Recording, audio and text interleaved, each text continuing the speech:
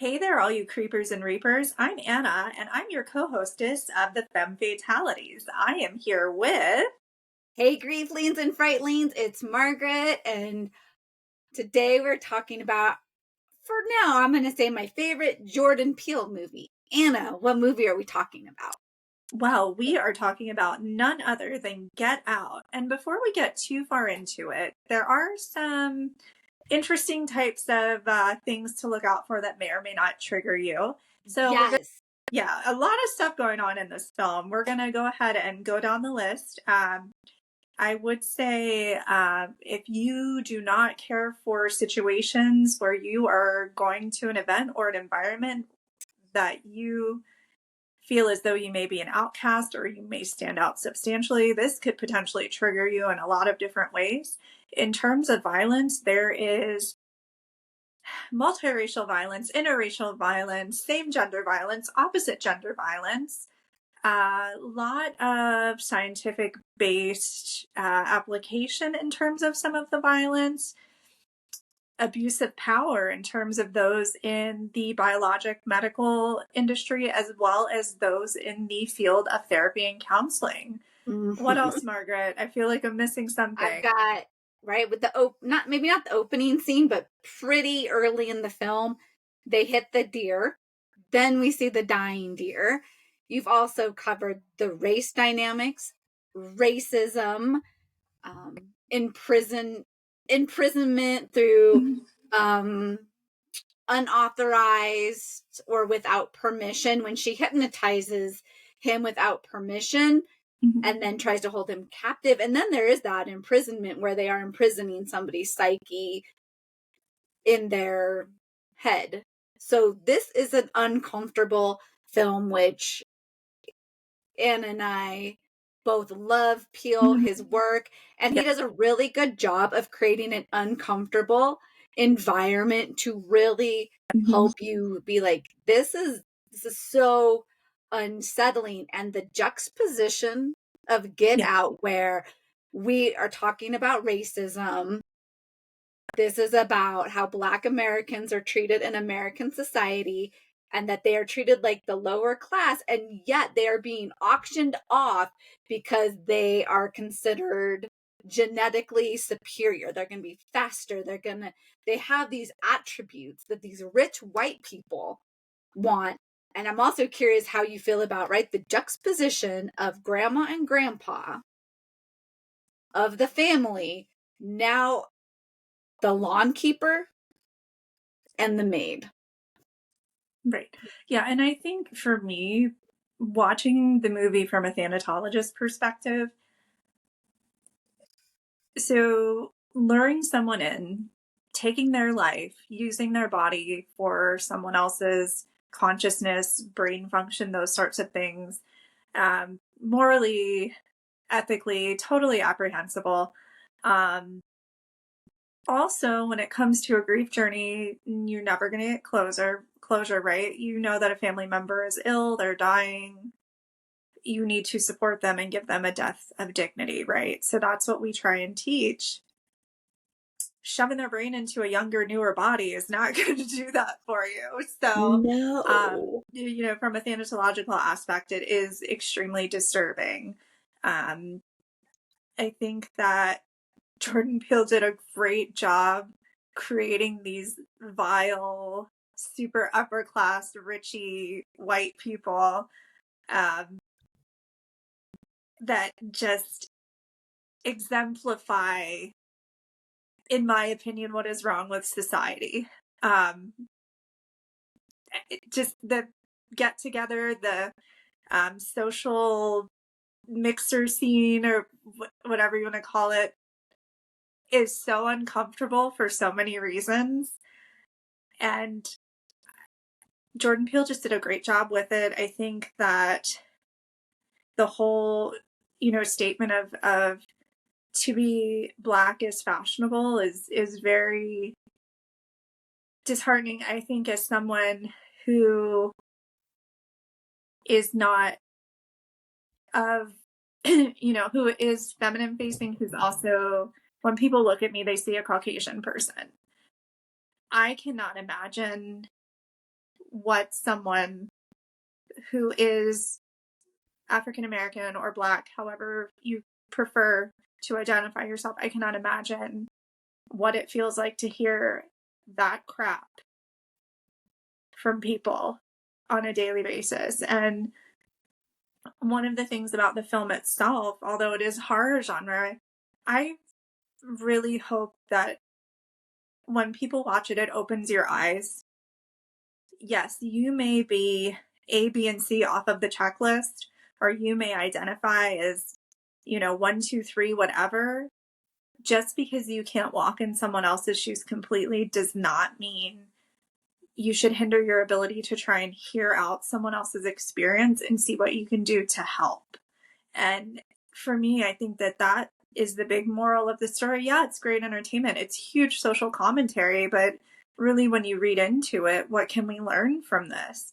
And that's one thing I love about Jordan Peele's work as well, is this whole moment of introspection that people have after watching one of his films. Yes, thank you for bringing up, and real quick before I forget, childhood trauma. Our main character's mom dies in a car accident, and we can get into that. I want to piggyback off of what you said, and I so appreciate and love how you invite our listeners and our viewers who are white presenting to look at like that social thing, the discomfort if they feel it, the anxiety if they feel it, because to be able to say, wow, how would I be if I was in this situation? Do I do those things when I meet a person of color? Am I like, oh, wow, like how they were treating him there, like a piece of meat, like, oh, you're this, oh, you're that, and that self-reflection. Do I do that to people when I meet them? And there's a great, I think it's Funny or Die or one of those where they say, I think it's like if Black people say to white people what they say to them, and to help people be like, ooh, I can now see this is not appropriate. And so hopefully people take that away to have some introspection and then be like, so how do I show up? How do I be an advocate? How am I an ally? How am I helping improve our society and not falling into the tropes or, okay, this is just what we do. Yeah, absolutely. And, that we live in a country and society that is full of stereotypes that get perpetuated. And it's everything. Like, for instance, I know for me, somebody be like, oh, you have Italian or Sicilian heritage. I bet you can make good pasta, huh? Which is true. Yeah, I do. But that's beside the point. Like, if I had $1 for every time I heard that, I'd be rich. And it's like, really, that's what you're taking from this conversation. And it's really unfortunate that in all this time, those stereotypes still kind of go on. I have to say, I really appreciate the fact that our protagonist is diverse. Our protagonist is not a final girl. She's a final boy, which is very unheard of in the horror genre. Also that, especially for a Black man, because if we go with the horror genre, he's usually the first one to die, so much that it's become comic relief in horror films. Oh, I'm the token Black guy, I guess I'm going to be the first to die. Right. So he is our final beautiful man, because I am also a fan of the actor for our main guy. Absolutely. And, the great thing too is that one of our primary antagonists is an all-American girl. She's the girl next door. And I think that is another way to encourage people to look deeper. You can't take things at face value because there's a lot under the surface. Yes. And I love that you bring up, again, the dynamic that is occurrent in our society between Black men and white women, and how white women, they've done so much harm, like, to Black people. As a white woman, think about the people that have died because a white woman has said, that Black boy looked at me, that Black boy tried to touch me. I can't think of was he like a 12-year-old boy Emmett that Till. was, yeah, Emmett Smith. Right? Yeah, it was Emmett Till. Yeah, Emmett Till, thank you. I was like, Emmett Smith is a football player.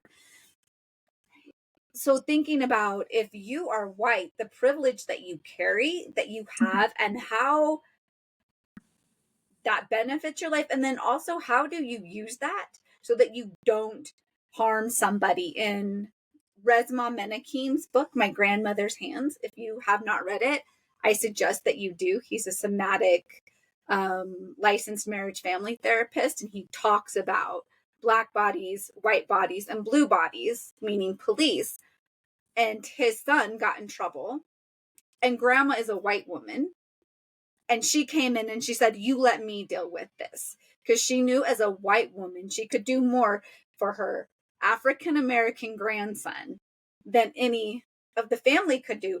And I share that to hopefully people will start to think, what does how I look get me, and how do I use that to support people in my community that look different from me, when I could step up and really support people? Because allyship is huge right now, and a lot of people miss what that means. It means doing like what grandma did, being uncomfortable, saying, excuse me, police officer, I'm going to talk to you because I have this privilege and power in the situation that my grandson doesn't. Right.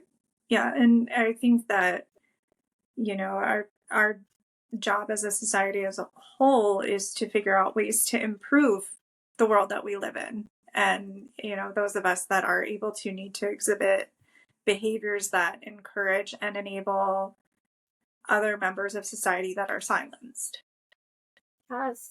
Because we're all growing, we're all learning. And I don't want to sound harsh or critical, because I'm still learning, I'm still growing. It's how do we learn? How do we become better? How do we learn? Oh, I used to believe that. I used to do that. Oh, I think about Parks and Rec when Leslie Knope is like, I used to think that chocolate milk came from brown cows until I learned different. So that's part of our podcast, is to help hopefully inspire you and to give you information so you can be like, oh, okay, because we don't know what we don't know. So we're all a work in progress. Exactly. And, we all have preconceived notions about others, and it just depends. We all have things we need to work on and acknowledge that. And that's not something that you have to share with the world if you're internally like, oh, when I see somebody with yellow nail polish, I'm like, ew, they eat oranges and I don't like citrus fruit, or whatever the situation is. You don't have to share that with the world, but if you know that you need to work on it, you can do that internally as well. It's just, we're all, like Margaret said, we're all a work in progress. So as long as you learn something today and apply that to tomorrow and keep on going, that's the main thing. Checking my notes. I'm checking my questions. I have something that I really need to talk about from Get Out. Okay, go for it, because I'm Lucky Charms and a glass of milk. Yes. That's the scene in the movie where I was like, these rich old white people are not just crazy. There's something really wrong here. Mm-hmm. Because I, like, part of the movie, until really we find out what's actually going on, I was like, man, these people are just jerks. They have more money than brains. They don't interact with anyone but each other. These people suck. And, like, that's all I was. I was like, they're clearly, like, old money or whatever they call it, super staunch, like, archetypical stereotype of, like, rich old white people, right? So we see so many different stereotypes throughout the entire film. And then you're like, oh, wait, there's way more to this, too. But I think for me, that's the cereal scene. I'm like, okay, things are about to get really bad now. Yes, that scene was that was an impactful scene. And I'm also curious, talk about taking the concept of white saviorism and really, like, how he embeds it in there and just takes it to this whole other level is. to me, I think beautiful. And listeners, white saviorism is when white people try to save people that they feel are less than them so that they can feel better about themselves. Then it almost feels like there's this component of like, we're going to save these people. I'm going to use your body because I'm saving you. Yeah. And it's interesting you bring that up. Margaret and I were talking earlier about a lot of the old Norman Lear shows, right? So there's actually a particular episode of the TV show Maud that came to mind, where Maud, who was played by B. Arthur, hires a housekeeper. And eventually there was a spin-off show of Good Times, right? So Florida Evans is her housekeeper, and Maud's essentially, now this was the 1970s, so I'm just calling what was in the show. Maud is essentially like a bleeding heart liberal white woman who's middle-aged, right? Florida is a Black woman. Her husband, James, I believe, worked for as a fireman, or he may have been in a different job and then eventually became a fireman. It's been a while since I watched the show, so please feel free to correct me if I'm getting the timeline wrong. But Maud is like, oh, let me help you clean. Let me do this. Let me do that. And finally, Florida is like, I don't need some weird white lady to save me. I want to come in and do my job, get my paycheck, and go home. And then as like the storyline goes on, they become very close and they become great friends. And it's very well done and beautiful, especially for the time. But I always just, what you said made me think of that, and how often people do go into savior mode. And I think that we're all guilty of that to some extent. Whether it's to someone who looks different than us, someone who's going through an experience similar to one that we've had, and we project our own feelings or our own kind of, oh, well, I wish someone would have done this for me. Let me do that for them, without really getting an idea of what this person needs. And I feel like we all are guilty of that in a variety of different ways.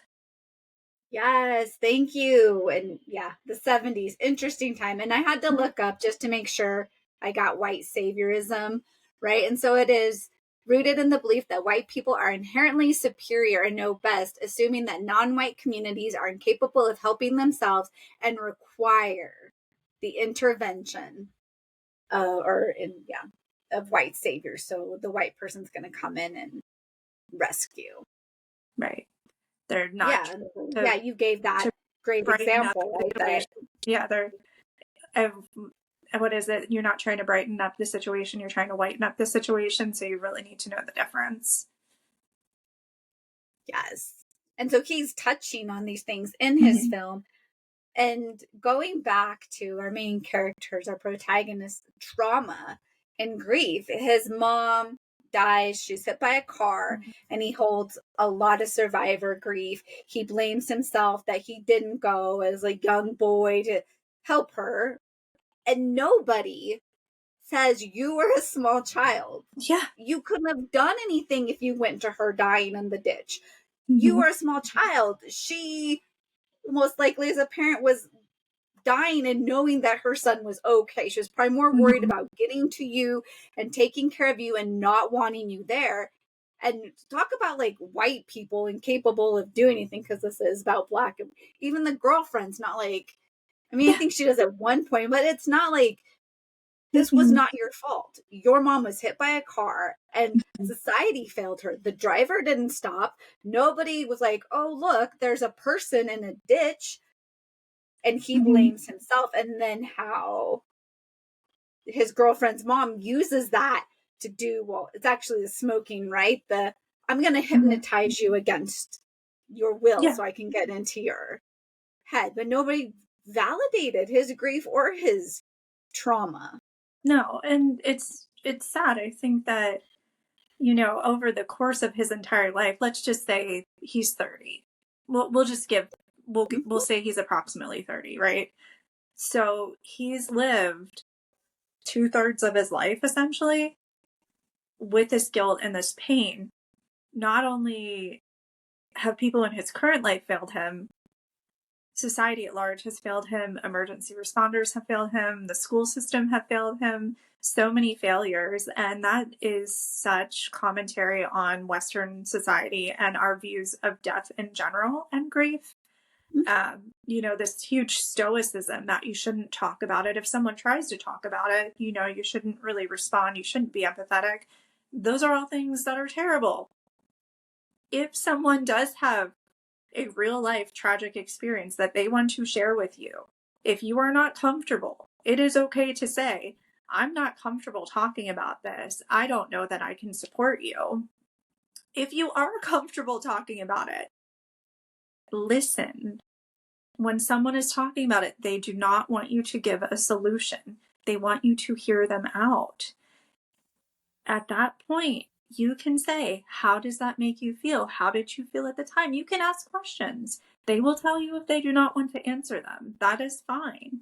Also, if you feel that this person speaking to you needs more help than you are able to provide and that they are able to seek themselves, you can suggest supports and services in your area that are near you that will give them tools to work with. That is all excellent to do. Once again, I feel like Get Out almost provides an outline or playbook for how not to behave towards others in so many different ways. It's a great movie. And once again, it just causes a lot of introspection, a lot of, applying these scenarios to maybe situations that you've seen or you've been in through your life. And it really is a great film.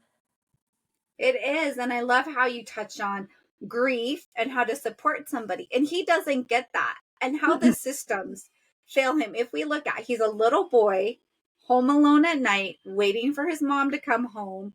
And right there, that she has to work a shift that is inconvenient because, again, we go into racism in our society. And like Anna was saying, in all the ways that nobody then supported this small child who lost his mom. And if we go into privilege, usually the lighter skinned you are, the more privileges you have. And so we can see the other griefs that he holds, being a small boy home alone at night. Like right there, I felt for him. I'm like, oh my gosh, just being a boy home alone at night, watching TV by yourself. That feels so scary at 8, 9, 10 years old for him. And where were the people or a neighbor to be like, hey, why don't you come stay with me? And then again, like Anna was saying, nobody was like, hey, let's process this grief, the guilt. He had such survivor's guilt for not going to his mom. Yeah. And then somebody used that as a way to get in. Yeah. And I think for me, I really empathized a lot with him. And I connected to his character in the idea that, like, I was a latchkey kid and my parents had late hours. So I was one of the kids that were, cooking dinner, helping with chores by myself till 8 o'clock or 9 o'clock at night, 8, 9, 10, 11 years old. And then also losing someone very close in my family and being told by a school counselor, just forget it. Don't talk about it, right? So it goes to show, and I think too that those flashbacks were very of the time. If you grew up in the 90s, chances were you probably were a latchkey kid unless your parents were loaded. If you grew up in the 90s and someone close in your family, whether it was a parent or grandparent or sibling died, you probably were told not to talk about it. And I think that incorporating those things make him very relatable to a lot of people when you watch the film. Yeah. And 70s, 80s, 90s talk about like latchkey kids. And I love that you bring that up, that he also comes from a generation that there wasn't going to be those supports. Get over it. you're fine. This is normal in society. You're a latchkey kid. This is, don't answer the door. Don't do these things. For like 30 years, I'm going to say 70s, 80s, 90s, generations of latchkey kids that had to learn how to take care of themselves. And again, we go back to his story. And like Anna was saying, nobody to normalize that he did nothing wrong. That this was a horrible tragedy. Right. And I think while we're talking about that, it's never too late to receive that acknowledgement.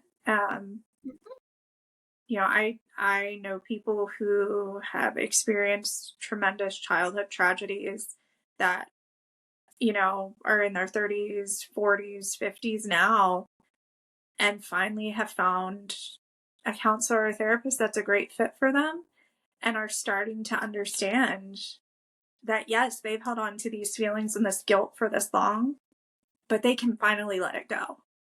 And none of it was their fault. And it's never too late to talk about those feelings and find ways that are healthy and helpful to you to work through them. Just because something may have happened when you were a child or an adolescent, that doesn't make it less of a valid experience or less of an impactful experience. I mean, these are your formative years. This is stuff that is going to stay with you your entire life. Even things that happen to you in your 20s or your 30s or whatever age you are, you have the right to work through them. There are lots of sources out there that will help you do that. And there are a lot of sources that also have sliding scales that will work for you. Check out our Instagram. We have them linked also. So don't forget that you are not invalid. Please do not invalidate yourself. No matter what society has told you, people that are supposed to be your mentors or to look up to have told you, you deserve to have peace of mind. You live like a happy, healthy life. Yes, thank you for sharing. And as a therapist, please, people, if you have trauma, grief, see a therapist.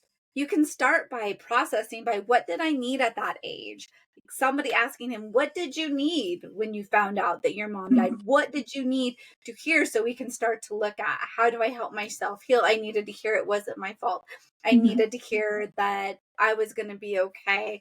I needed to hear these things. And then that way we can start to process and give ourselves the things that was not provided to us. Absolutely. And, you know, kind of going back to the movie, one thing that I really like in the end is how Bestie comes and saves the day, right? Because I feel, to me, that's very rewarding because he is giving support, right? So what we're talking about is getting support that you need. And obviously at that time, it's very climactic at the end. I don't want to give too much away. But, you know, his best friend shows up and he is there. He's like, I have got you. And, you know, I am here to rescue you and help you. And I love that because for me, you know, when you're looking at real life and kind of those applications and our journeys, how many of us want someone to come help us and rescue us, right? What a great way to show that. Yes. Oh, I love Rod. Rod is the best. He saves the day.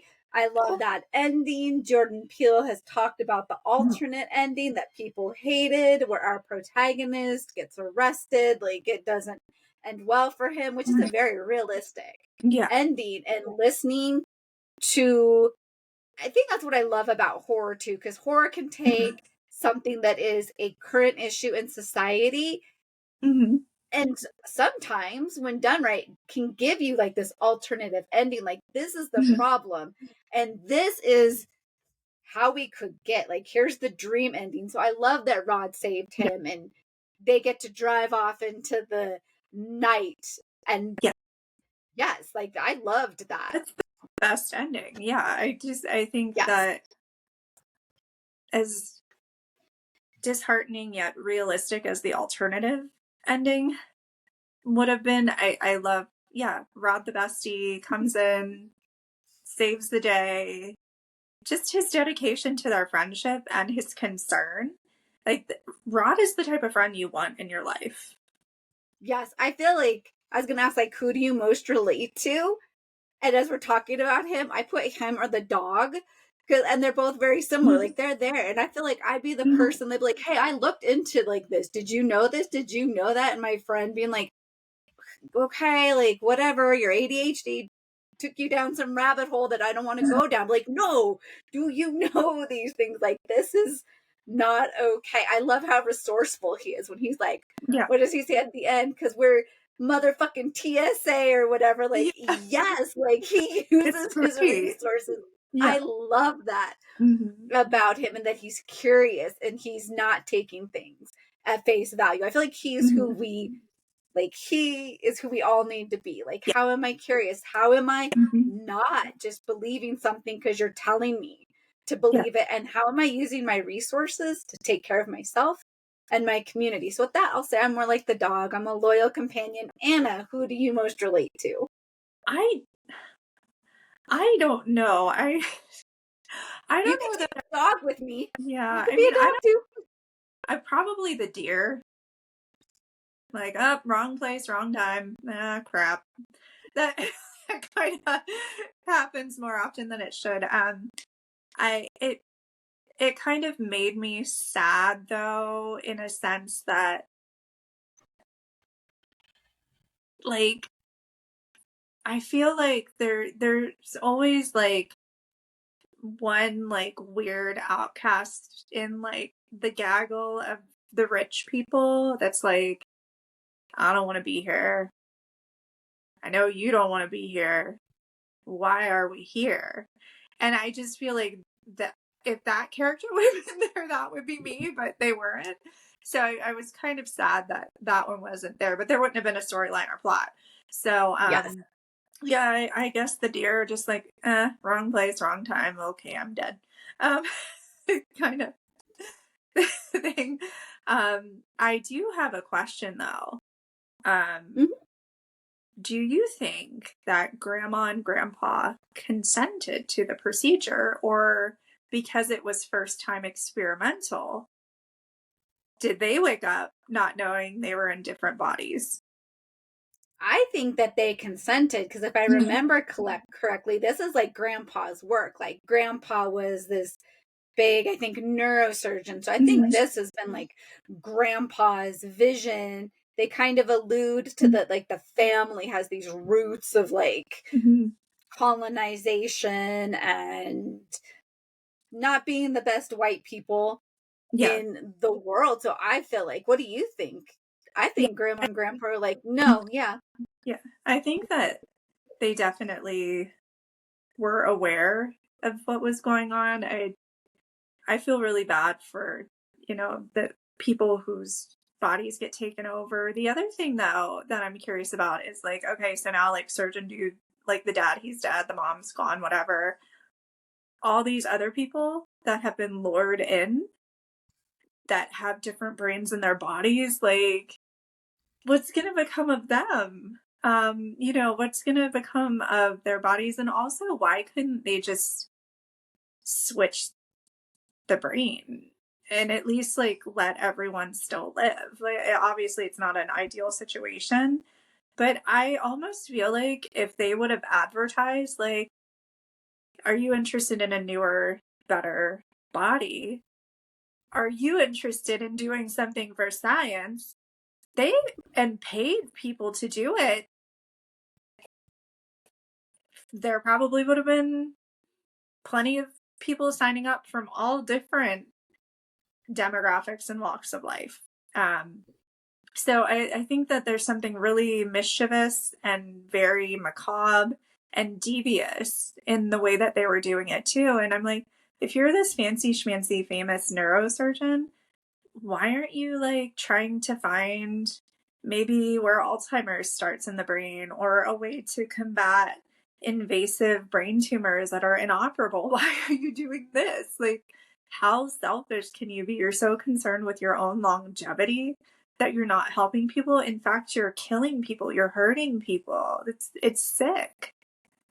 Yes. Ooh, that is a wonderful question. I took that whole thing as that was like really, that was oppression. That it was like what oppression could feel like, what oppression would look like through the lens of Jordan Peele. That's how I took that. And so that's why they were there, because they've been oppressed. They've been sent to the sunken place, even that like you don't matter.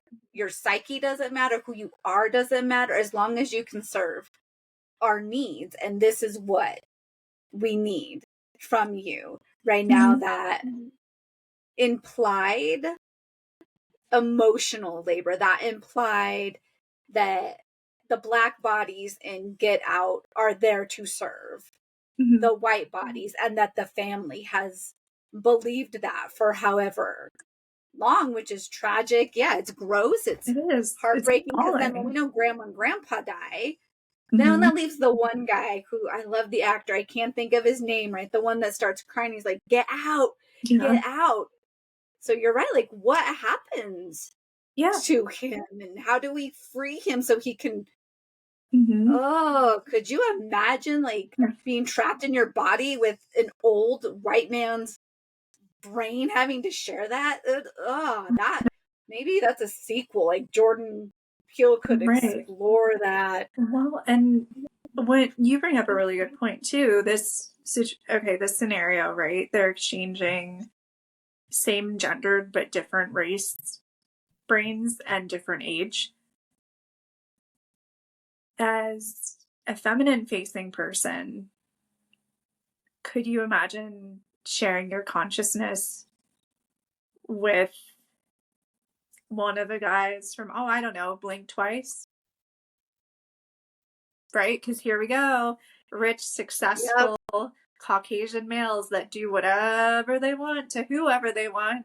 And now they're in your body. No way. And I feel like as you bring that up, that makes the ending, I know is a controversial ending for Blink Twice, that much better, because she's dominating that rich asshole white guy, and she's like, eat your steak, honey. Let's do this, honey, to flip it. Yeah.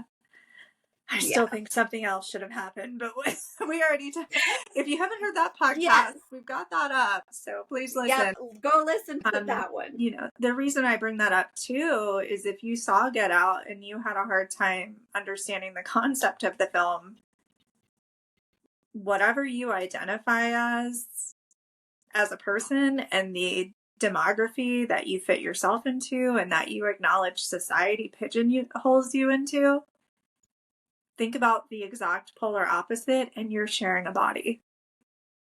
Does.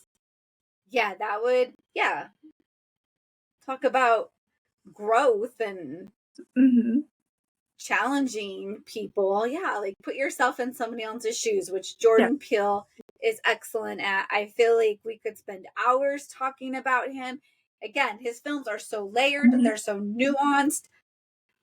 I don't think our podcast can even do justice to what he was trying to do and everything he brought. We are just scratching the surface. So if you're listening, please, I hope you take some of our key points and do what Anna suggested. What would it be like if I was in this body, if I was a different ethnicity, a different socioeconomic? What if I was both of those? Or maybe you're like, I actually have a trauma and a grief, and I need to think about that little me and what I needed. Yeah. We're here to help you grow, hopefully. Yes, that's entertaining. We're hoping that you look at things in different ways, and you know, somehow through these films and these podcasts, find something that you connect with that helps you in your journey, and that's what we're really here for. And when we talk about movies, particularly ones that do have a lot of social commentary, a lot of the Jordan Peele films, we've talked about The Substance, Blink Twice, Beast Within, so many different ones that have these type of commentaries. We're speaking about these films given our own personal experience and the way that we see the world. So please, if you see the world in a different way, tell us what your thoughts are. Let us know how you feel. Yes. Comment. We're really interested to know, because each of us narrates our own lives, right? So this is first person individually. However, we can still try to learn from and appreciate the experiences and thoughts of others. And even if you're listening to this and maybe you don't agree with our perspective, that's okay too. We don't have to disagree. We don't have to agree, but we can certainly understand that we have different viewpoints and be open to finding out what those might be. These are our perspectives based on our life experiences, and everybody's is different. And we're hoping to encourage you that we have a society where people can meet there and share and collaborate and honor and learn and grow. And again, like Anna was saying, please share with us if it's different or you have a different takeaway, because that's how we grow. That's how we learn, is to take all the information. It's like cooking. You put all the ingredients in and then you have a delicious dish. We're only 2 ingredients. Absolutely. So please, if you've not seen Get Out, we encourage you to check the film out. It is great. Cannot say enough positive things about this particular movie. And hey, until next time, make sure you drink your bruja brew, eat your coffin cookies, and howl at the moon. And don't forget, like, subscribe, follow, comment. Thank you for watching and listening, and we'll see you next time. bye.